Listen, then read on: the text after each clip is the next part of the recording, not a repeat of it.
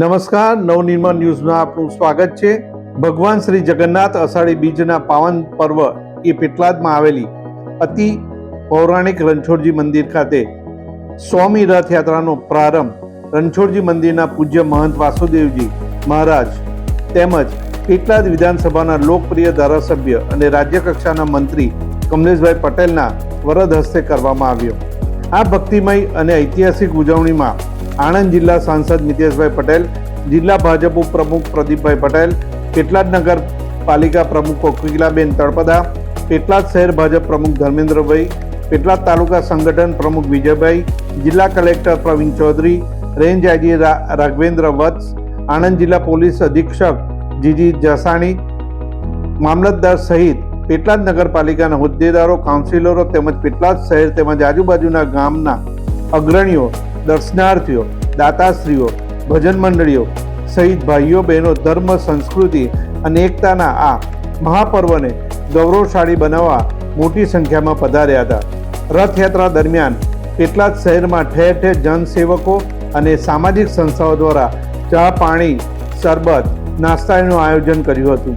સાથે પોલીસના ચુસ્ત બંદોબસ્ત વચ્ચે રથયાત્રા સમગ્ર પેટલાદમાં ફરીને સાંજે પાછી રણછોડજી મંદિરે પહોંચી હતી।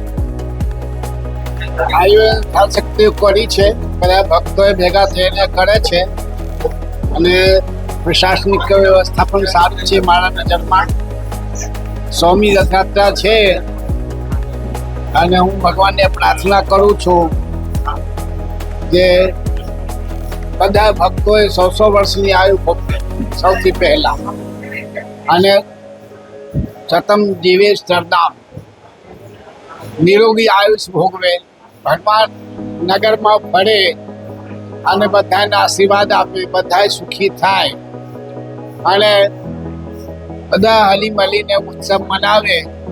આ રામરથ મહોત્સવ છે, વર્ષો જૂના છે। અહીં તો આપણા મંદિરમાં 100મી રથયાત્રા છે અને વર્ષોથી થતા આવ્યા છે, થતા રહેશે અને હું આશા કરું છું કે બધા સુખી રહેશે। સર્વેને જય જગન્નાથ। પેટલાદ નગરની આ